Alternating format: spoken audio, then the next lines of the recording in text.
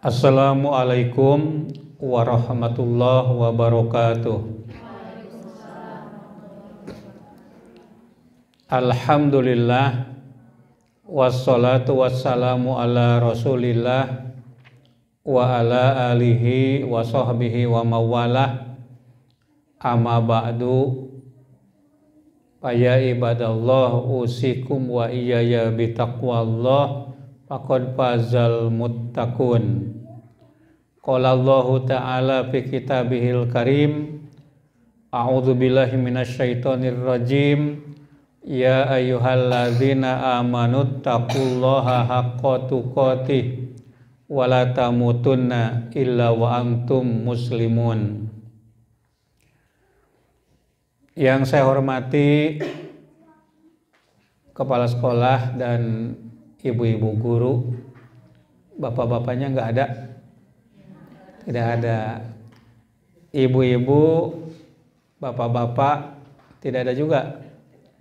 Orang tua, wali murid. Jadi sebetulnya kayaknya yang terbanyak masuk surga itu ibu-ibu, ya ibu-ibu. Iya. Jadi kalau ada di dalam hadis yang mengatakan kebanyakan penghuni neraka itu perempuan, lalu ada yang mempertanyakan apakah hadis itu sahih atau tidak, ya. Nyatanya yang paling banyak hadir ke pengajian siapa? Ibu-ibu. Yang paling banyak pekerjaan siapa? Ibu-ibu. Coba pagi-pagi ibu-ibu sudah mengerjakan apa saja? Ya, cuci piring, jadi nagenkeun heula cai, ya, masak nasi, bari cuci piring, ngahurungkeun mesin cuci, ya. Ya, kitu ge bari ngepel di sukun. Ya. Jadi banyak sekali hal-hal yang dilakukan oleh perempuan. Tapi di samping kelebihan, ya, perempuan juga ada kurang, ibu, ya. Di dalam al-hadis ditanya Nabi itu, kenapa begitu? Karena katanya yakfurnal ashiro, suka kupur atau mengingkari kepada suaminya. Ya, berkeluarga 10 tahun, ya, sono bogoh, ya, dalam keadaan betah, tapi sekali suami WA-an kepada yang lain seolah-olah 10 tahun itu tidak ada. Betul gak, Bu? Seolah-olah suami itu kurang ajar aja begitu, ya. Nah, jadi itu salah satu kelemahannya. Nah, oleh karena itu kalau suami dalam puluhan tahun itu baik, satu kali berbuat salah, sebaiknya ibu itu memaafkan agar semua ibu masuk surga. Tapi yakin, ya, semua muslim itu akan masuk surga dengan syarat meninggal dalam keadaan iman. Ya, di dalam satu hadis dikatakan dahola ahlul jannatal jannata, dahola ahlul jannatil jannata, ahli surga masuk ke dalam surga, bring, ya, jumaro, berkelompok. Wadahola ahlun narin naro, penghuni atau ahli neraka masuk ke dalam neraka. Tapi kemudian Allah berfirman kepada malaikat, akhrijuhum, keluarkanlah mereka itu dari neraka. Man kana fi qalbihi mithqalu dzarratin min khardalin min iman. Siapa di antara mereka ada sedikit saja dari keimanan, jadi sudah masuk ke dalam neraka, ternyata ada sedikit iman di dalam hatinya, maka yang di dalam neraka itu dikeluarkan, kemudian dicuci, ya, di satu tempat namanya Nahrul Hayat, artinya sungai kehidupan. Baru kemudian masuk ke dalam surga. Tapi ibu-ibu jangan asal masuk ke dalam surga. Karena semua orang yang beriman, yang mengucapkan 2 kalimat syahadat, yang mati dalam keadaan iman, semuanya juga akan masuk surga. Tapi persoalannya, masuk surganya itu langsung atau masuk ke dalam neraka dulu. Dan kalaupun masuk ke dalam neraka, di nerakanya lama atau sebentar. Nah ini, ya jadi semuanya akan masuk surga, tetapi tidak semuanya langsung masuk ke dalam surga. Makanya ibu-ibu selalu berdoa, Rabbana atina fid dunya hasanah wa fil akhirati hasanata wa qina adzabannar. Wahai Tuhan kami, berilah di dunia ini kebaikan dan berilah di akhirat juga kebaikan, dan keselamatkanlah kami dari api neraka.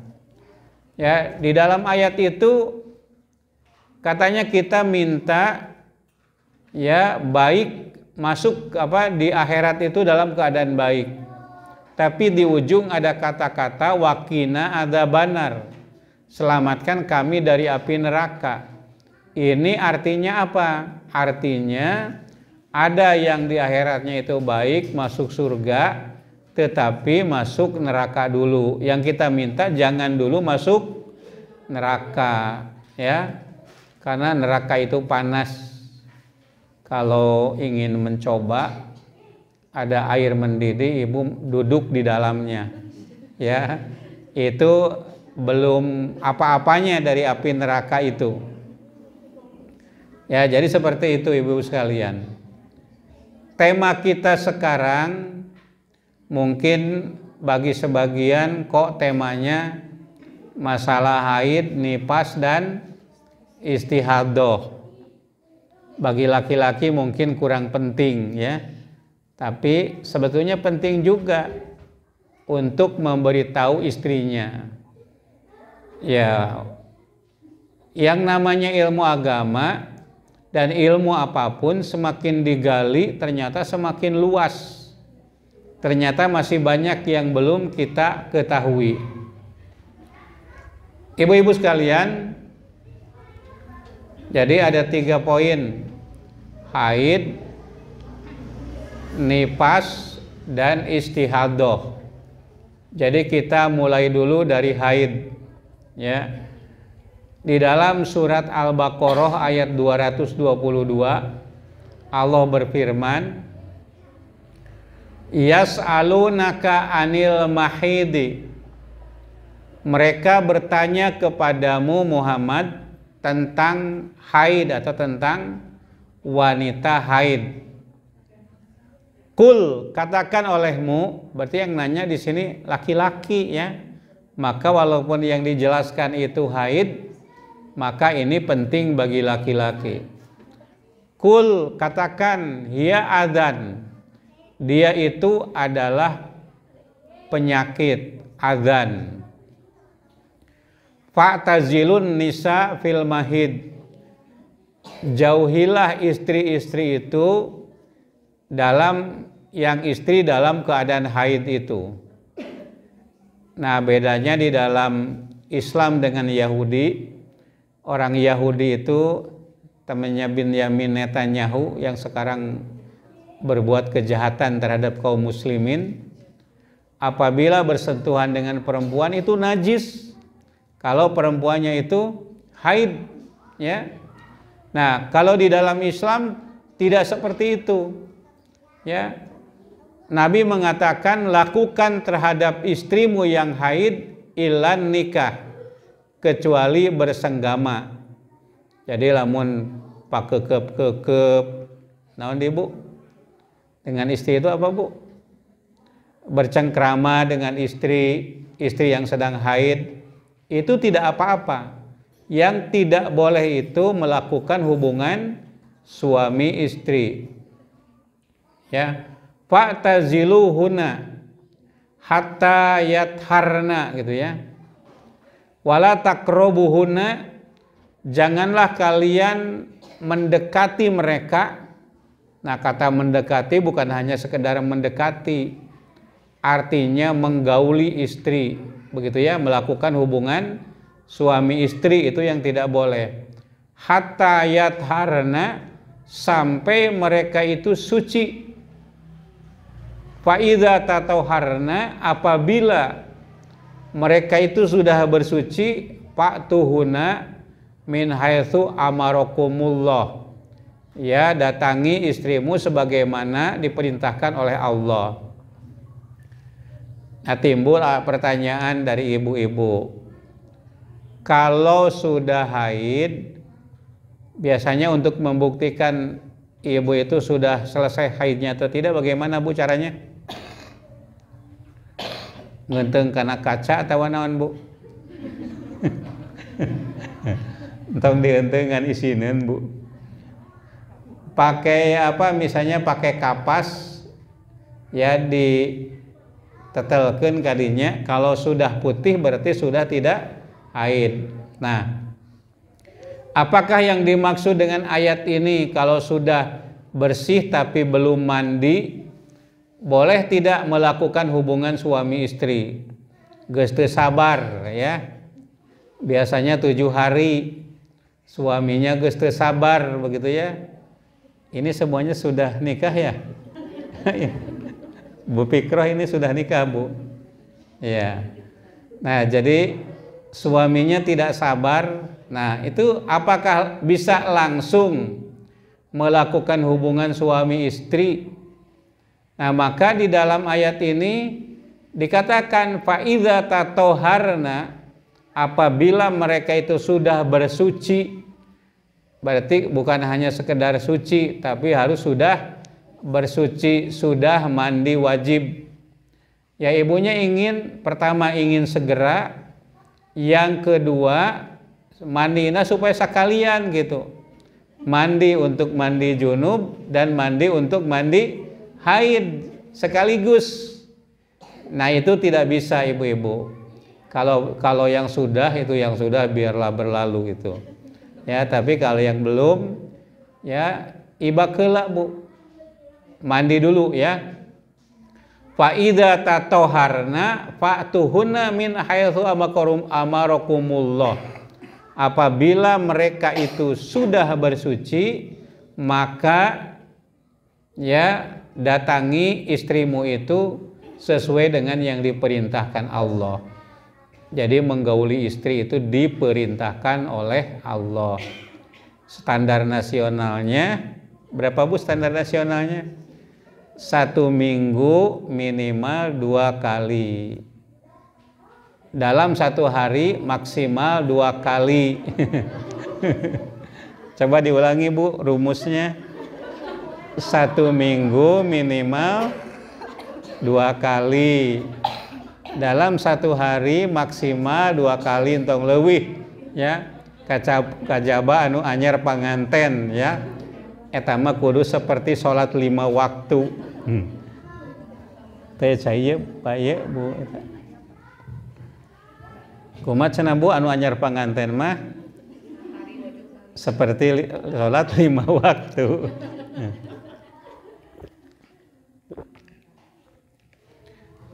Nah, ibu-ibu harus 2 kali itu rumusnya, karena mohon maaf ya, testis memproduksi sperma itu 74 jam baru sempurna itu ya, 74 jam. Sehari berapa Bu? 24 jam kali 3 72. Tuh, jadi 2 kali dalam 1 minggu, ya. Nah, itu. Nah, innallaha yuhibbut tawabina wa yuhibbul mutatahhirin. Sesungguhnya Allah menyukai kepada orang-orang yang suka bertaubat.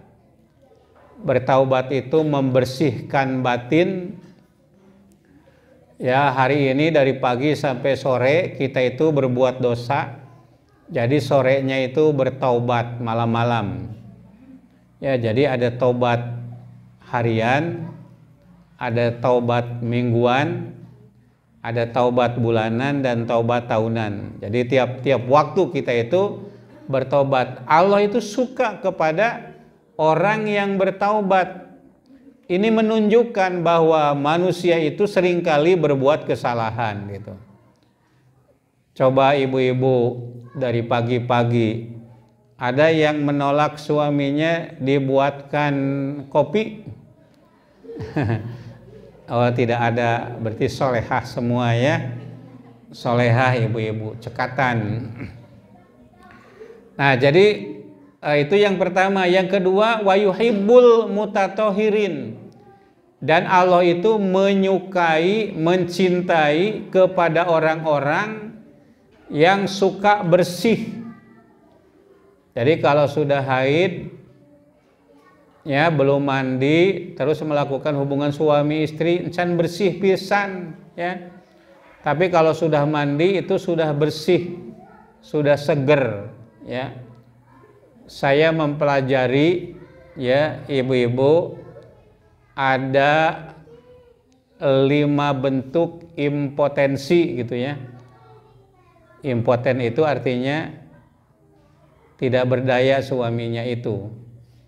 Ada yang dari awal sampai akhir tidak berdaya.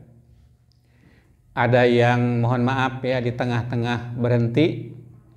Ada yang porongos oncom, tahu porongos oncom Bu? Ciganunya we pas eta ente. Itu yang namanya porongos oncom itu. Tadi nama porongos oncom teh bukan oncom Bu ya. Tapi kalau disebut itu nanti jorang jadi porongos oncom. Aslinya bukan oncom gitu ya. Nah, kemudian ada yang kalau menghirup bau-bauan itu si laki-laki timbul impoten. Makanya kalau mau melakukan hubungan suami istri bagusnya mandi dulu ya supaya seger. Pamitos ngamam jengkol, ngabaheum heula beas atau apa namanya Bu? Atau mentimun begitu ya. Supaya tidak bau jengkol, bau peteuy gitu. Tapi ada juga laki-laki yang bisa bertahan gitu. Nah, jadi seperti itu ada 5. Nah, jadi Allah itu suka kepada orang yang bertaubat dan suka kepada orang yang bersih fisiknya begitu. Nah, jadi yang pertama itu yang kita jelaskan adalah tentang haid. Haid itu apa? Haid itu berasal dari kata hado. Hado yahidu atau yahudu haidotan. Artinya banjir.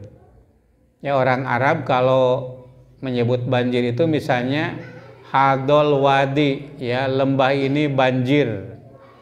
Jadi haid itu banjir. Ada opum yang siap dibuahi tetapi tidak dibuahi, maka menjadi darah haid. Keluarlah darah haid itu. Nah, darah haid itu akan saya jelaskan. Pertama, tadi pengertiannya sudah ya. Pengertiannya adalah darah yang keluar ya dari rahim perempuan, itu ada 3. Nah, diantaranya adalah darah haid. Itu rutin, yang normal itu rutin. Nah, kapan mulai keluarnya darah haid? Waktunya, waktu keluar darah haid adalah sejak usia 9 tahun. Ya, litis aisinina, karena berumur 9 tahun. Jadi perempuan 9 tahun itu sudah haid. Kalau di sekolah berarti kelas berapa 9 tahun teh Bu? Kelas 3 atau kelas 4. Jadi kalau masuknya kelas umur 7 tahun ya, kalau masuknya 6 tahun berarti kelas 4 ya, 4 atau 3, pokoknya sekitar itu aja ya. Pokoknya intinya 9 tahun. Ya, kemarin di Al-Kindi ya banyak anak-anak yang kelas 4 itu yang haid begitu. Yang haid. Nah, kenapa anak-anak sekarang kok baru kelas 4 sudah haid? Ya memang waktunya, waktu minimal ya. Usia haid itu 9 tahun. Nah, oleh karena itu ketika nanti di kelas 3 pendidikan agama itu sudah dijelaskan tentang haid belum ya? Belum, berarti harus sudah gitu ya.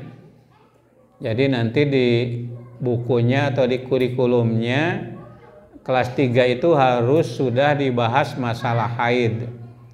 Hanya tapi kadang timbul kontroversi juga ibu-ibu. Ya, laki-laki dijelaskan juga tentang keluar mani. Kemudian nanti bertanya apa mani itu, apa junub itu, kan bingung juga. Ya. Banyak kasus di kampung-kampung. Jadi saya dengar di kampung ibu-ibu.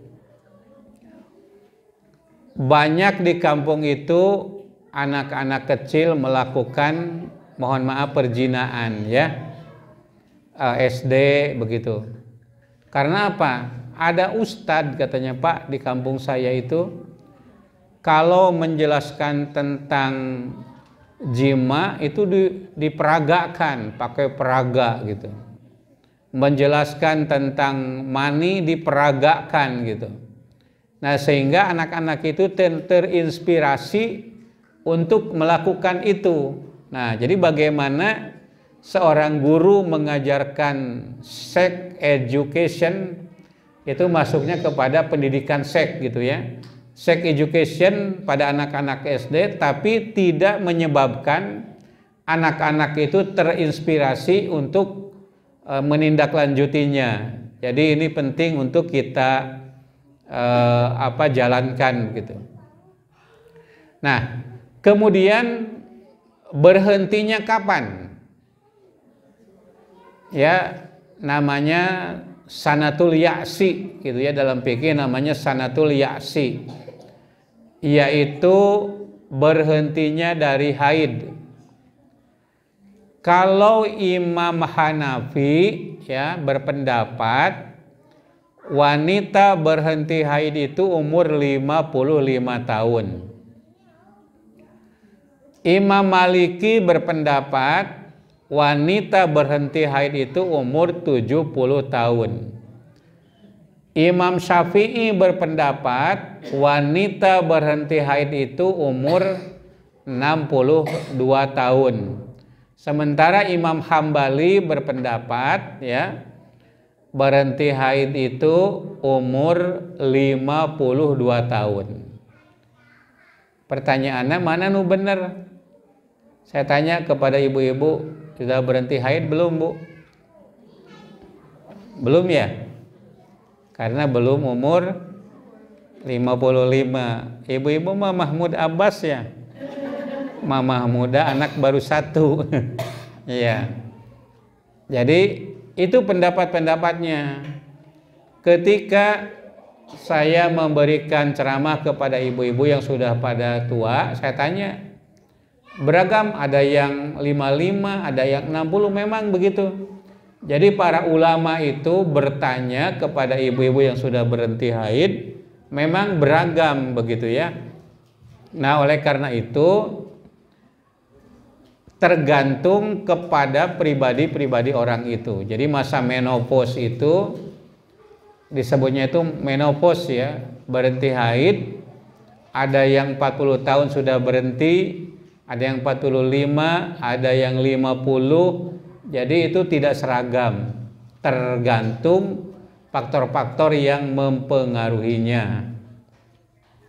Nah, selanjutnya itu yang pertama berkaitan dengan waktu, tapi yang sepakat di karangan ulama ya, mulai haid itu umur berapa, Bu, tadi?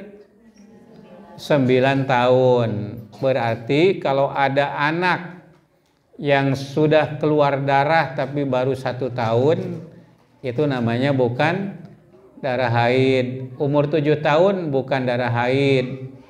Itu namanya darah istihadah. Jadi haid itu sampai hari ini disepakati oleh ulama adalah 9 tahun.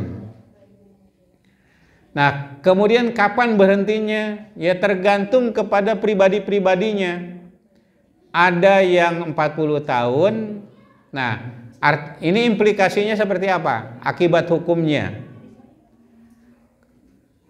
Akibat hukumnya kalau ada orang yang keluar darah tapi ya belum 9 tahun, itu bukan darah haid. Ya, itu bukan darah haid. Kemudian kalau ibu-ibu yang sudah berhenti dari haidnya umur 50 tahun, lewat 50 tahun keluar lagi darah, maka itu tidak termasuk darah haid. Artinya apa? Artinya tetap wajib sholat, tetap wajib puasa. Karena apa? Karena bukan waktu keluar haid. Nah, itu yang pertama. Bukan yang pertama ya, udah keberapa ini? Kedua. Sekarang yang ketiga yaitu masa haid. Masa haid. Menurut Imam Hanafi, haid itu paling sedikit 3 hari 3 malam. Paling umumnya paling lama yaitu 10 hari. Imam Hanafi mengatakan ini berdasarkan kepada hadis yang mengatakan aqallul haid salah satu ayamin, ya. Paling sedikit haid adalah 3 hari. Wa aksaruhu asyarota ayamin. Ya, paling lama adalah 10 hari. Tetapi hadis yang disampaikan oleh Imam Hanafi ternyata hadisnya itu hadis doib. Doib itu apa Ibu artinya? Lemah gitu. Kalau lemah itu mardud. Mardud itu artinya ditolak begitu ya. Nah, berarti kalau kata Imam Hanafi keluar haid itu minimal paling sedikit 3 hari, berarti kalau keluar haidnya, keluar darah hanya 2 hari itu bukan darah haid. Yang kedua, kalau lebih dari 10 hari, nah kelebihannya itu bukan darah haid. Tapi sekali lagi, hadis yang menjelaskan itu hadisnya itu doib. Begitu ya ibu-ibu sekalian. Nah, ini ada ini juga nih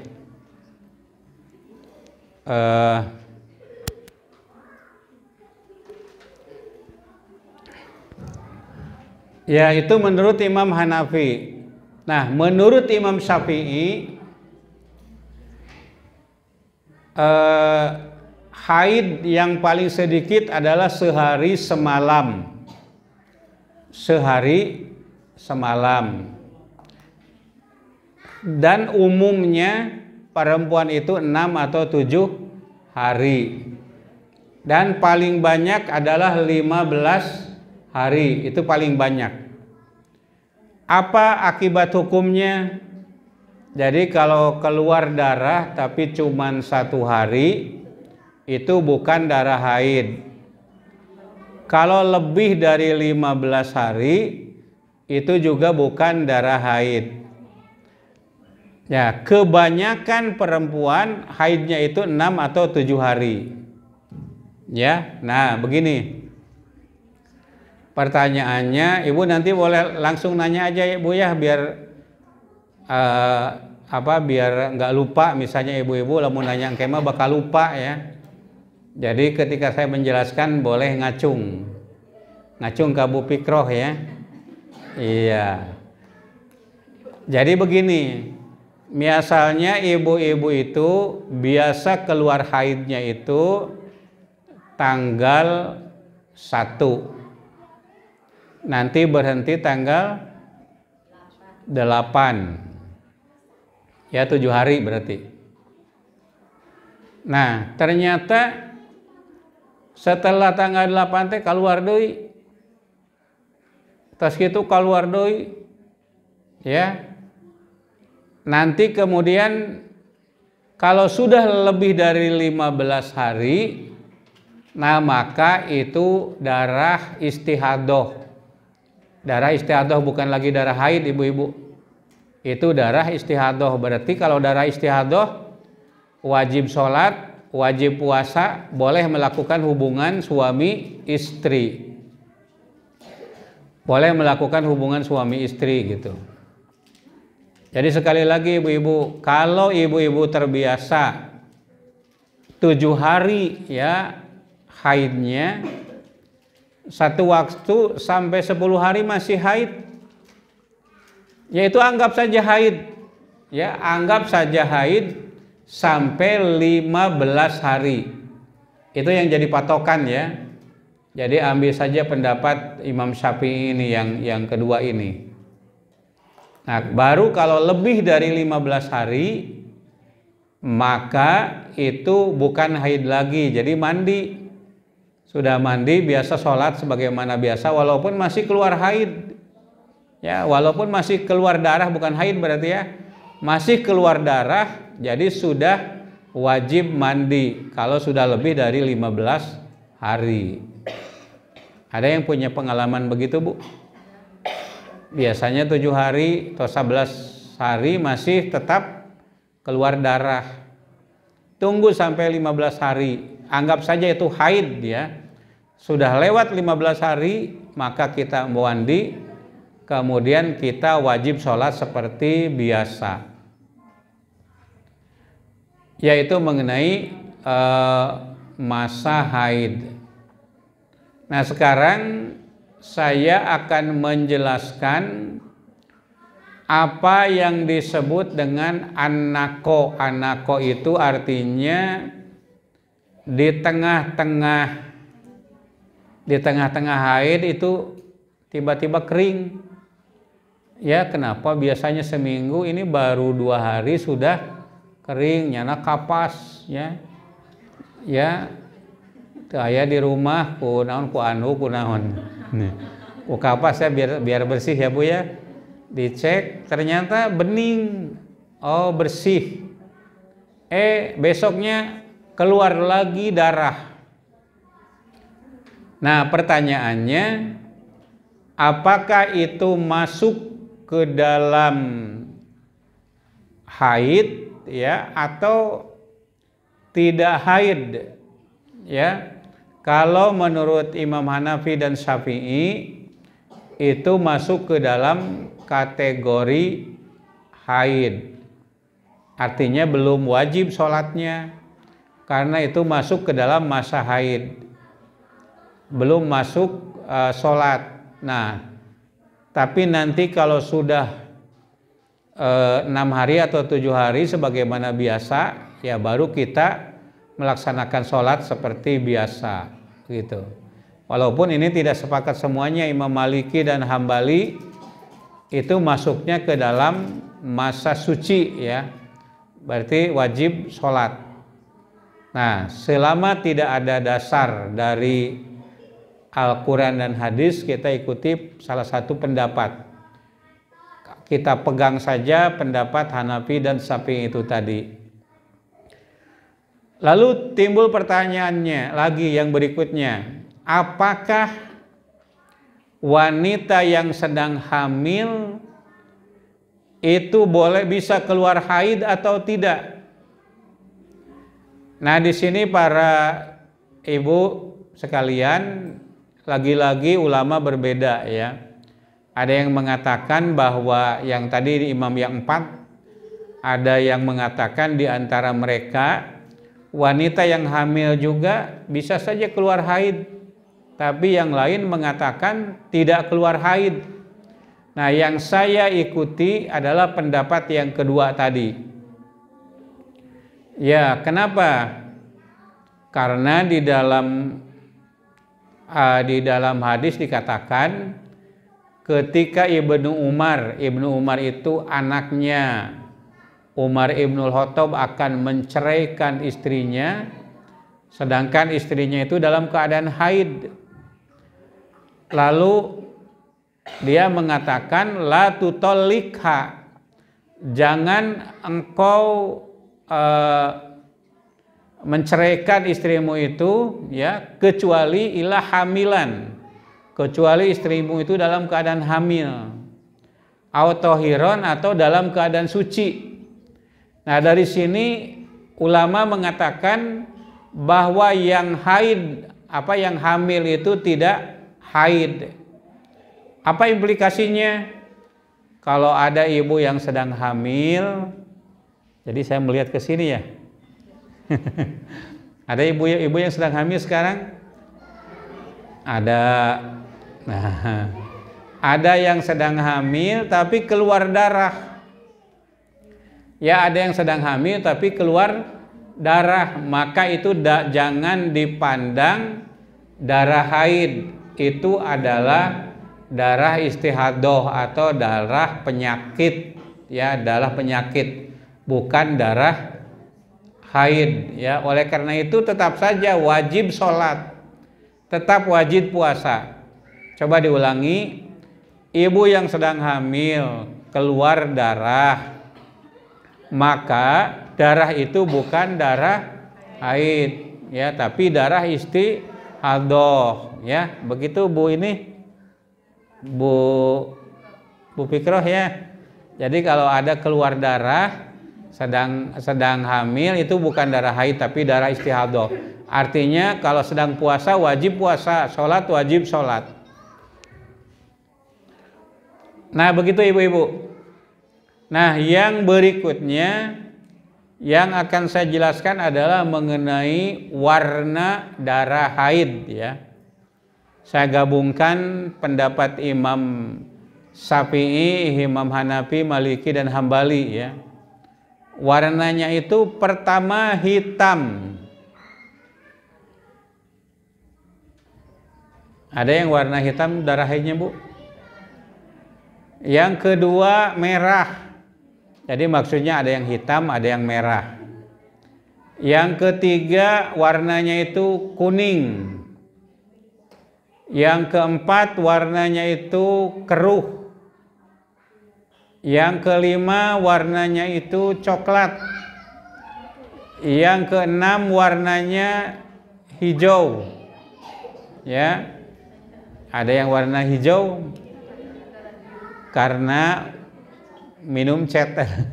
makan makanan tertentu yang menyebabkan warna darah haid itu menjadi hijau begitu. Jadi bermacam-macam itu. Kemudian merahnya merah pekat. Jadi ada merah, coklat, kuning. Nah, itulah darah haid. Nah, kalau tidak seperti itu warnanya, maka itu bukan darah haid, ya, tapi darah istihadah. Misalnya warna merah tapi merahnya itu merah muda gitu, ya, merah yang tidak merah sekali, merah muda. Merah muda teh pink, ya Bu, ya. Ya, pink gitu, merah muda. Itu bukan darah haid. Nah, jelas sekarang kita akan menjelaskan. Tidak ada pertanyaan tentang haid sebelum dilanjut? Kita akan menjelaskan tentang darah nipas. Jadi darah ketika melahirkan itu ada dua, ya. Pertama namanya darah wiladah. Wiladah itu darah keluar berbarengan, ya, berbarengan dengan keluarnya bayi. Ya, ibu itu ngeden, ya, megang leher suami, begitu melahirkan teh, Bu. Ya, kemudian keluarlah bayi, ya. Keluarlah bayi, kemudian ada keluar darah berbarengan dengan keluarnya bayi itu. Nah, itulah yang disebut dengan darah wiladah. Kemudian ada darah nipas. Darah nipas itu keluarnya itu setelah melahirkan. Setelah melahirkan, ya. Paling sedikit ibu yang melahirkan itu darahnya itu keluar paling sedikit 1 tetes.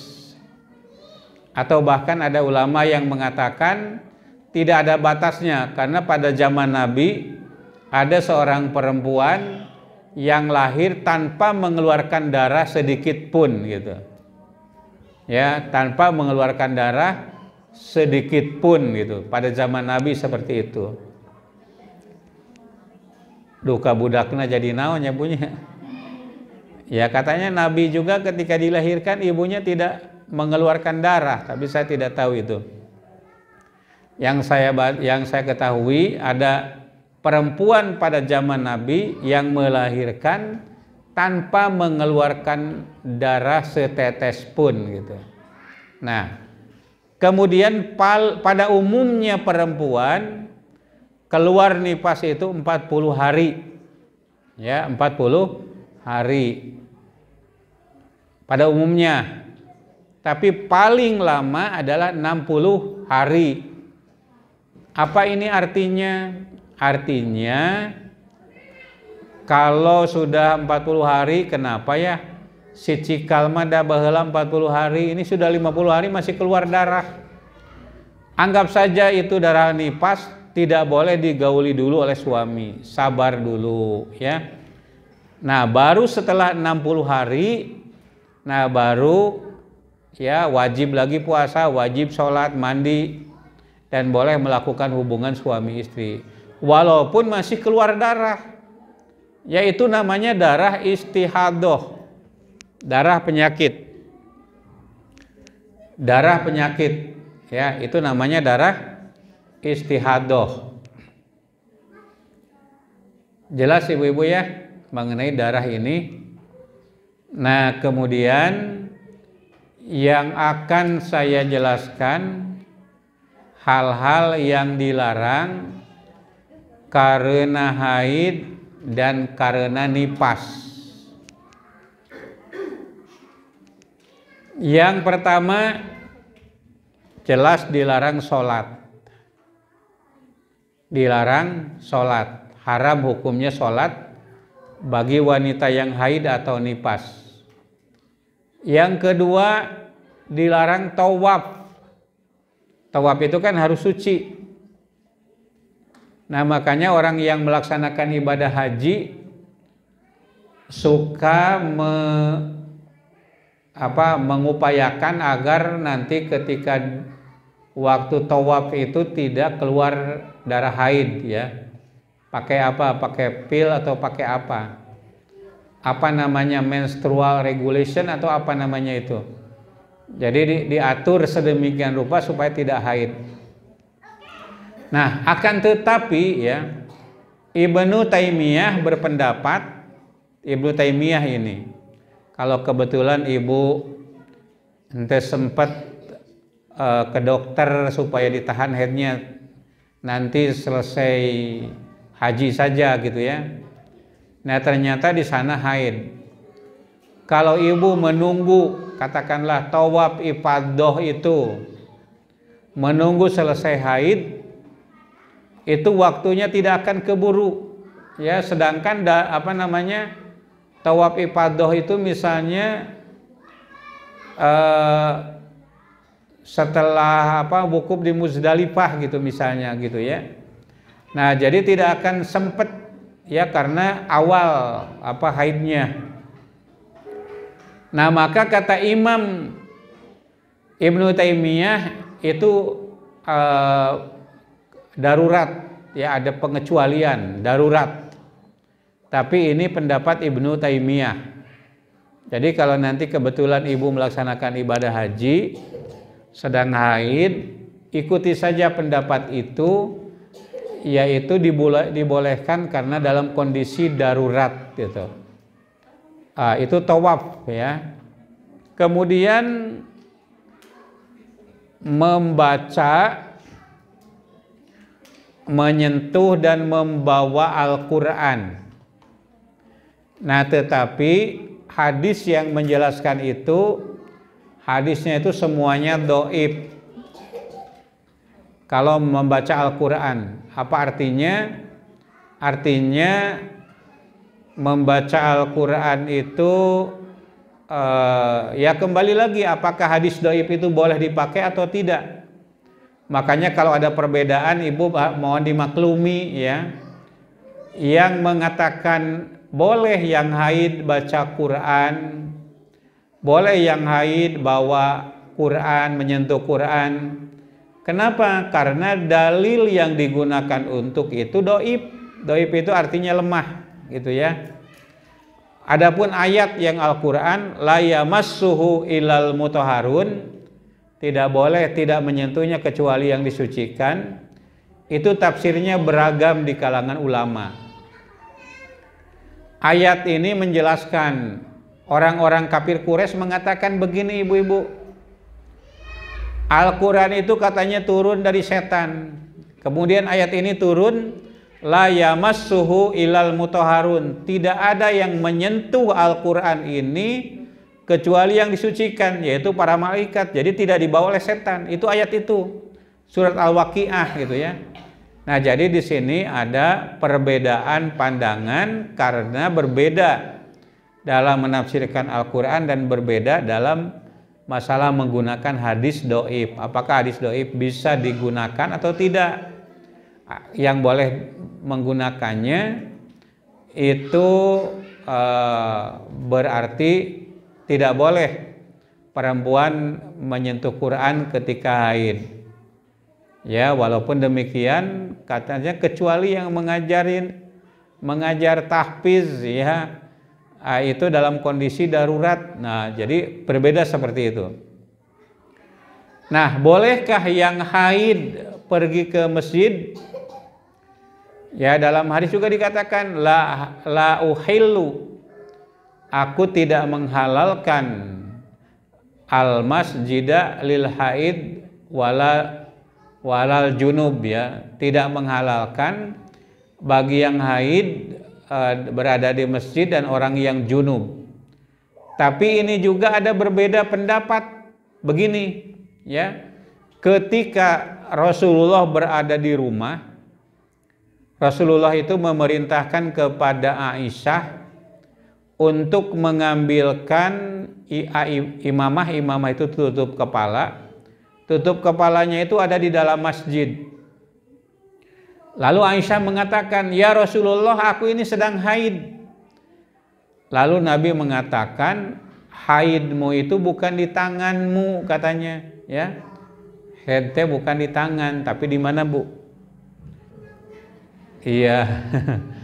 Haidnya tidak di tangan, kata Nabi. Akhirnya Aisyah masuk ke dalam masjid, bahkan beliau itu tiduran di dalam masjid. Dititahnya anak naon, Bu? Tutup kepala di masjid malah gogoleran jika ibu-ibu. Ya. Itu apa, Siti Aisyah itu seperti itu. Nah, jadi ibu-ibu yang sekarang mungkin sedang haid, asal pakai pembalut, ya. Pembalutnya mereknya bisa bermacam-macam. Mun zaman baheula mah ku anuk didumpel, ya. Kalau sekarang mah pakai pembalut, ya, pakai teknologi itu. Nah, berarti boleh ibu-ibu masuk ke dalam masjid, ya, asal darah haidnya itu tidak menetes ke masjid, ke lantai masjid. Ya, kumaha tembus emok ke ibu, emok, ya. Kalau ibu yang sedang haid tembus emok supaya apa? Supaya tidak menyentuh lantai masjid. Nah, lalu yang tidak boleh adalah melakukan hubungan suami istri. Melakukan hubungan suami istri. Tetapi kalau misalnya ada bapak-bapak yang hasratnya itu sangat kuat, karena laki-laki itu tidak seragam semuanya, ibu-ibu. aya anu henteu sadinten oge ngadeg-deg ya norok tok kuntuna aya anu sabulan henteu oge henteu kerel-kerel ya ya macam-macam ya, tidak semuanya sama. Nah kemudian melakukan hubungan suami istri gitu. Nah walaupun melakukan itu dosa tapi bukan maksiat seperti zina hukumnya itu ya, tetapi tidak sama juga dengan maksiat seperti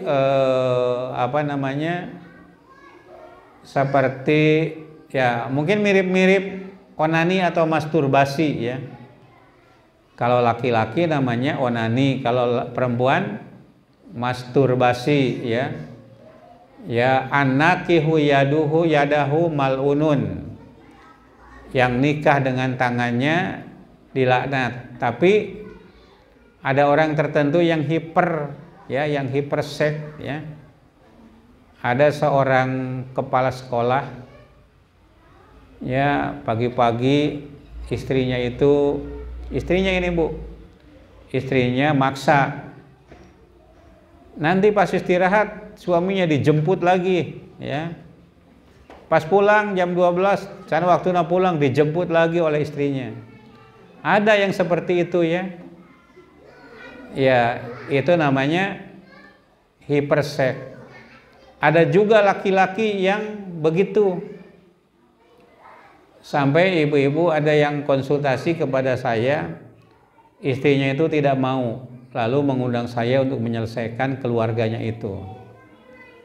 Dipanggillah tuh salah satu, kemudian dua-duanya. Geus kitu. Ya ketika saya masih ada, maksa ke kalamar gitu ya. Padahal saya masih ada. Jadi saya dibuat patung aja di situ. Rek keluar kumaha teu izin, rek ngetrok da keur eta gitu. Nah, jadi seperti itu. Nah, kalau yang begitu itu bagaimana? Tetap secara hukum itu tidak boleh, karena tidak boleh maka ada kiparat ya. Kiparatnya berapa banyak?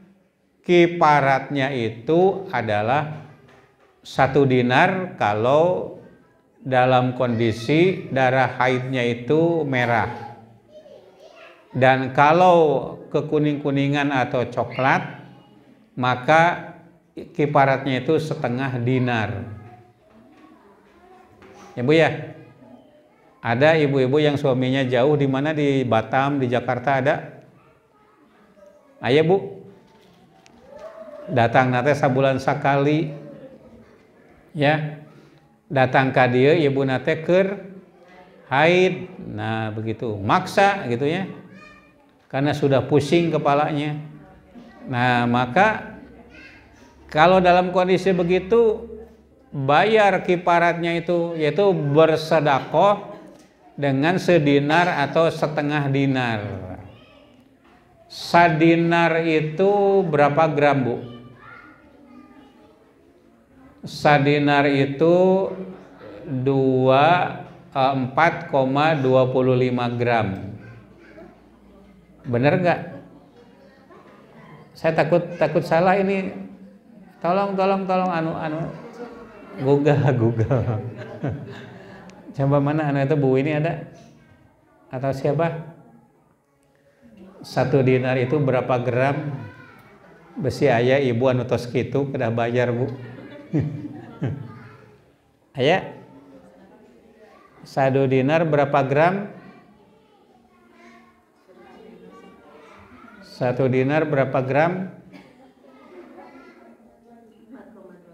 Oh bener tadi ya, 4,25 gram. 1/2 dinar berarti berapa Bu?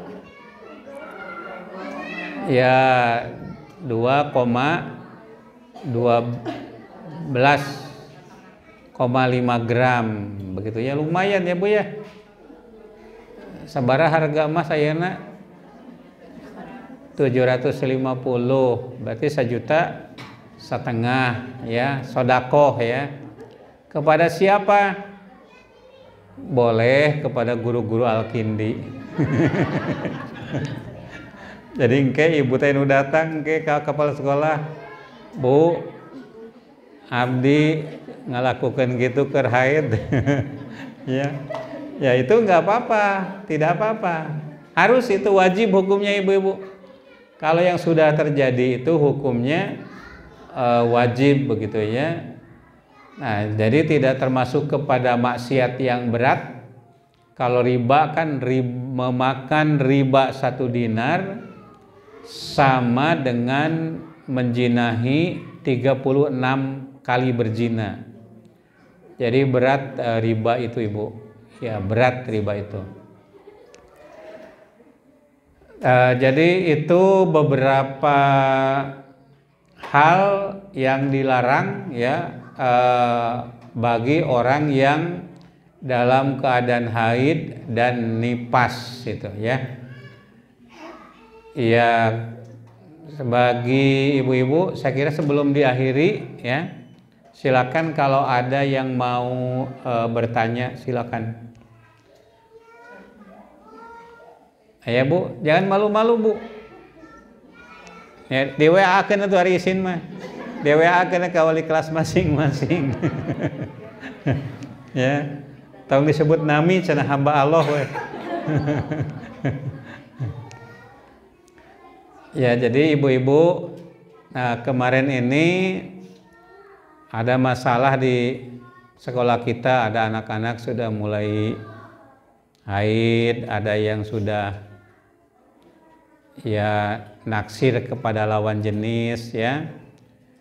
Satu sisi lamun dilarang di-cut sekaligus sayo engke tidak normal, tapi kalau dibiarkan juga tidak bagus begitu ya. Ada yang gay, ada yang lesbi. Nah, gay dan lesbi itu namanya homoseksual gitu ya. Jadi homoseksual itu ada 2, gay lalaki ke lalaki, lesbi perempuan kepada perempuan gitu itu ya. Sama dengan poligami. Poligami itu ada 2. Kalau seorang laki-laki istrinya banyak, bukan poligami namanya. Itu namanya poligini ya. Poligini. Kalau perempuan suaminya banyak namanya poliandri begitu. Nah, jadi homoseksual itu tadi, homo itu kalau laki-laki kepada laki-laki orientasi seksnya itu namanya gay. Kalau perempuan kepada perempuan namanya lesbi. Nah, ada seorang mahasiswa ya yang saya bimbing, ada laki-laki yang gay. Salah satu penyebabnya apa coba? Oleh ibu bapaknya pokoknya mun deket jeung awewe pokoknya mah dimarahi. Ulah sok deket jeung awewe, ulah bogoh ka awewe, akhirnya bogohna ka lalaki. Ya, jadi anak itu menjadi gay begitu. Jadi ya boleh ada perasaan tapi tidak boleh pacaran. Abring kaditu kadia lamun ini kudu bareng jeung batur. Jangan berdua di rumah, jangan apa. Nah, begitu ya. Supaya tidak menyimpang orientasi seksualnya itu. Apa sama-sama berbahaya. Jadi sekarang ini orang tidak ditakutkan bukan laki-laki dengan perempuan, tapi yang ditakutkan perempuan dengan perempuan atau laki-laki dengan laki-laki. Nah, itu LGBT. Nah, LGBT deh Bu, lepet, gorenga, gehu, bala-bala, tenan naon, ya tareng aja. Sedang musim tareng ya Bu ya. Gimana Bu Wulan? Ada yang SMS, WA? Ya bapak-bapak dan ibu, ibu bapak-bapak mati ayah ya.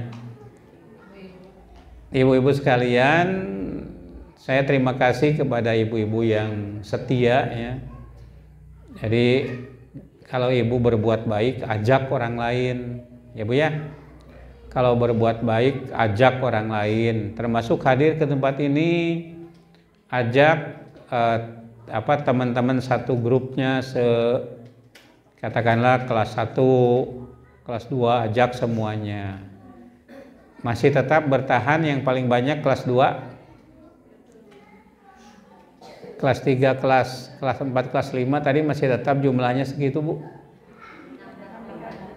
Namihan, ya alhamdulillah. Nanti ini wali kelasnya ya, Bu ya. Wali kelasnya ya harus pandai juga, ibu-ibu. Ibu-ibu kalau mengajak orang lain itu dapat pahala. Mandala ala khairin falahu ajruhu wa ajruman amila biha min ghairi ayan kuso syai'an. Barang siapa yang mengajak atau menunjukkan kepada kebaikan, maka dia dapat pahala. Pahala apa? Pahala dia berbuat itu. Pahala mengajaknya. Jadi pahala mengajaknya, pahala hadirnya, dan yang ketiga wa ajruman amila biha, dan mendapatkan pahala setara dengan orang yang mengikutinya. Sudah dapat berapa pahala? Pahala mengajak, pahala hadirnya, dan pahala yang sama dengan orang yang ikut. Kalau yang ikutnya 3, berarti ibu dapat 3 pahala, kali 3 10, karena 1 kali berbuat baik akan dilipat gandakan 10 kali, ya. Hanya dengan mengajak orang untuk hadir pada kajian gitu. Itu dosa-dosa kita dihapus, ya. Kemudian kita itu menjadi terkenal di langit, ya, karena setiap hari itu ada malaikat yang berkeliling untuk membuktikan ada enggak yang hadir di majelis ilmu, di majelis dzikir. Nah, ternyata ada. Nah, kemudian diinformasikan kepada penduduk langit, ya, bahwa di Masjid Baitul Mutakin ada ibu yang bernama kelas 1 ibu sabu. Orang tua kelas 1 ada ibu siapa saja? Ibu naon, Bu? Ibu Citra, ya, Ibu Citra. Ibu Citra, ya. Kelas 2 ibu Ibu Riana. Nah, itu terkenal di penduduk langit. Karena apa? Hadir di majelis ilmu, begitu. Jadi pahalanya berlipat ganda juga. Nanti ibu-ibu di akhirat itu tiba-tiba, ya Allah, saya hadir ke pengajian itu cuma 2 kali, tapi kenapa pahalanya kok banyak begini?